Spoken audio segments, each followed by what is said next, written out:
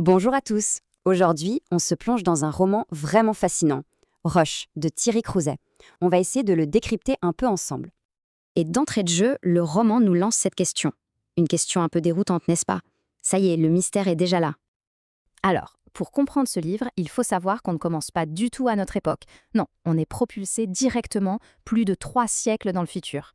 Là, on fait la connaissance d'un certain Roch Cardinal. Il vit dans un monde futur hyper aseptisé, tout est géré par des intelligences artificielles, et pourtant, lui, il est complètement obsédé par des images de notre passé.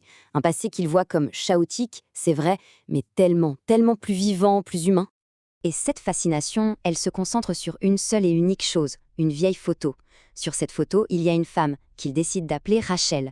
Pour lui, c'est sûr, elle détient la clé, le secret de ce monde perdu. C'est le début d'une véritable enquête qui va traverser les époques. Mais voilà le truc. Si le mystère prend racine dans le futur, la clé pour le résoudre, eh bien elle se trouve beaucoup, beaucoup plus près de nous. En fait, elle est dans les écrits d'un auteur de notre temps. Et cet auteur, c'est Thierry Crouzet lui-même. On le retrouve en 2024, en plein milieu de nos crises actuelles, et en plus de ça, il traverse un drame personnel. Son objectif, c'est presque une urgence, il veut absolument capturer l'essence de notre humanité avant qu'il ne soit trop tard. Parce que Rush, il faut bien comprendre, ce n'est pas juste une histoire qu'on lit, c'est une histoire qu'on déterre, littéralement. L'auteur utilise un concept génial, l'archéofiction. En gros, l'intrigue est pensée comme une fouille archéologique. Et du coup, en tant que lecteur, on se transforme nous aussi en enquêteur, en archéologue du passé.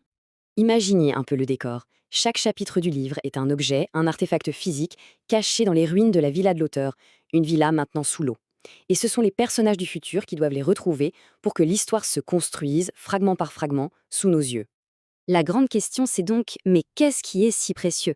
Qu'est-ce que cet auteur a bien pu vouloir transmettre à travers les siècles?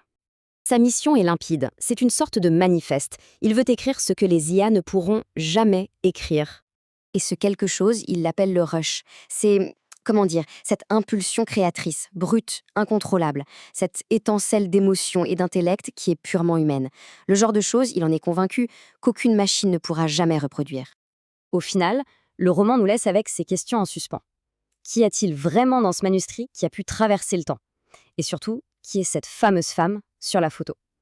C'est un peu comme si la dernière étape de l'enquête, c'était à nous, lecteurs, de la mener.